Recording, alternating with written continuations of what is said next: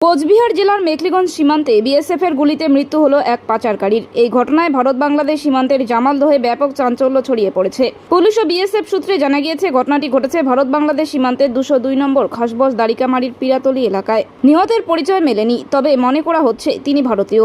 বাংলাদেশে গরু পাচারের উদ্দেশ্যে বুধবার রাতে একদল দুষ্কৃতী সীমান্তে জড়ো হয়ে কাঁটাতারের বেড়ার কাছে চলে যায়। বিষয়টি কর্তব্যরত জওয়ানদের নজরে পড়ে, তারপরেই গুলির ঘটনা ঘটেছে। বাকি দুষ্কৃতীরা পালিয়ে গেলেও বিএসএফের ছোড়া গুলিতে একজন পাচারকারীর মৃত্যু হয়েছে, তবে কোনো গরু উদ্ধার হয়নি। এলাকায় প্রচুর পুলিশ ও বিএসএফ বাহিনীর মোতায়েন করা হয়েছে।